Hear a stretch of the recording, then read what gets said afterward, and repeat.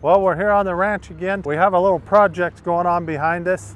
We've got 2 scrapers going and a dozer moving dirt. And we're gonna build another phase of this feedlot. So right now, this feedlot here, the H&C feedlot, it has 10 pens.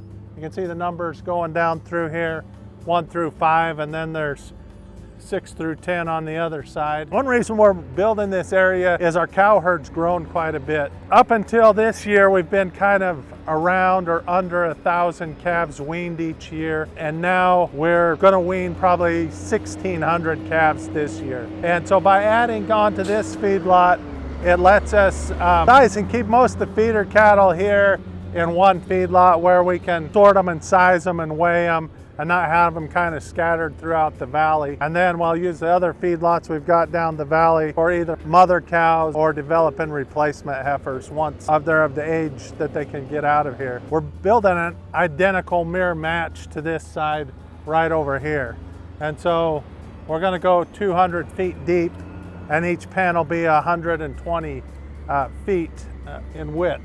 Some of the concerns that we kind of have when we're building something like this, right now the flow of the water is down this direction and towards us where the feed bunk's going to be. We'd like to change that where the water flows away from the feed bunk, and so when we set the cement bunk here, it's not always wet right behind it, because then the cattle are always standing in the water and the bunks will move more with more water pressure there. Again, when we designed these pens, we did a little bit of homework trying to figure out kind of the evaporation rate of manure and different things so that the cattle that are living in these pens generally live in dry conditions. So the depth and size and square footage of the pen, that varies from place to place depending on rainfall and other things. Here we're pretty arid, but we want the cattle to stay dry and have a good, comfortable pen space. These scrapers, we're just doing a project for us 20 miles down the road at the Alamo Industrial Complex. So we just had some hills here and kind of changed the grade a little bit. When they're done, they'll match the grade of this new unit that we're building to this existing one. It'll flow exactly the same. Kind of some of the sizes of these pens. The number of cattle that this feedlot can hold, it varies based on the size of the cattle. So when I wean calves here and this is completely empty, these 10 pens, I can put 1,500 pound calves. But as the calves grow and gain weight, they outgrow the bunk space. And so then I have to keep sorting them down and finding them a little more space to live. These bulls right here, they're bulls that we raised, and they've basically been here since last September, but again, we just kept sorting them down. And each one of these pens holds about 50,000 pounds of cattle, which is roughly 1 semi-load. And so if that's 500 pound calves, it's 100 calves. But if it's 1,200 pound bulls, it's 46 bulls, right? So by adding this feedlot over here, we're gonna basically add about 500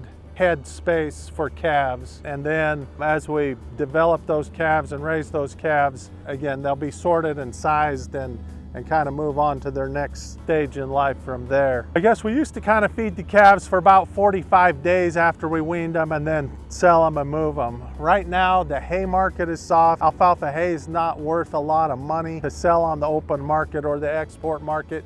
We make more money feeding it to the calves and selling the gained weight than we do selling the hay. But right now, that's kind of our game plan. As the seasons kind of change in these feedlots, the class of cattle that's in here is always a little different. Like right now, we've cleaned out most of our feeder cattle out of here, and almost all these pens are full of bulls. Well, all these other more mature bulls that are up in the country, they were out in the range, out in the brush all winter long, and now they've just been here getting semen tested and trick tested and kind of a little bit of feed in them before we turn them back out with the cows on May 7th. The only time these feedlots are really ever empty or close to empty is just through kind of the 3 hot summer months, May through, well, August or so. The other thing with feeding cattle around here, generally, if you have a young cattle that's gaining weight, they're adding value and pounds, the feeding program works pretty good. If you have a mature cow in here that's a pregnant cow or going to raise a calf, you're usually losing money. You don't want those cows in your feedlot. You want them out in the brush making a living for you, because this feed adds to the cost of the calf or developing that calf in the yearly plan. And the cows generally stay too fat. But if they're turned out grazing, keeps the cost down, and the cow stays in better condition. But young animals that need a lot of protein, need a lot of energy, and are adding weight every day, then the cost of the feed and the ratios of what it takes for them to gain a pound of weight and the value of that pound of weight, that's what fits a feedlot program. And that's why we usually design our feedlot program around younger cattle.